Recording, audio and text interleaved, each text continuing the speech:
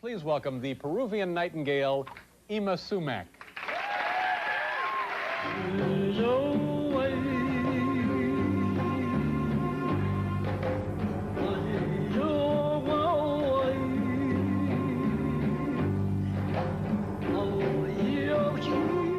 Zoila Imperatriz Chavarri de Castillo was born on September 13, 1922.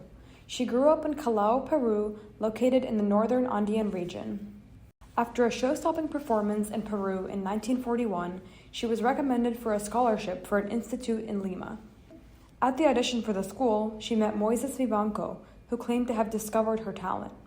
A year later, they got married. They traveled to Brazil so that she could continue her career. This travel registration from Brazil shows that she was staying in Rio temporarily. She decided to use the stage name Yma Sumac. However, she shortened it to Yma Sumac with the Y as her career began taking off.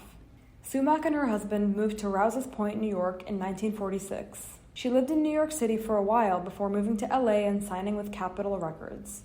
Under her new record label, she released her album Voice of the Hatabe, which introduced her to a global audience.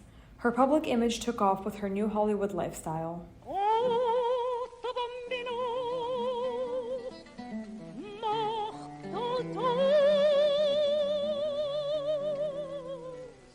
Sumac claimed to be a descendant of Atahualpa, an Inca emperor who had been taken over in 1553.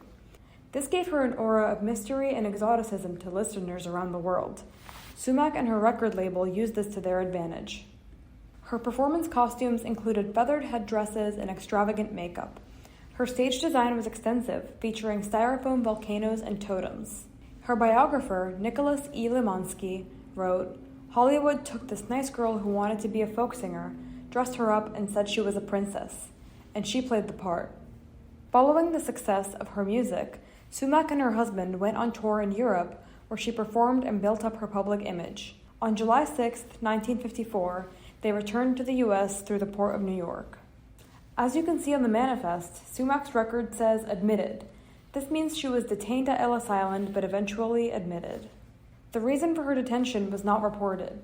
She was released a week later when officials decided there was no cause for her exclusion. A year later, in 1955, news came out that Sumac's husband was the father of twins with her secretary. 2 years after that, with the conclusion of the paternity case, it was revealed that Moises Vivanco had not been paying taxes for 7 years. Sumac filed for divorce and continued playing sold-out shows. Her career thrived and she went on tour in the Soviet Union, performing in 40 Russian cities. In 1971, Sumac released her final album, switching over to the rock genre. The album succeeded and Sumac went into semi-retirement before returning years later for a few final performances. She passed away in 2008, leaving behind an unforgettable legacy.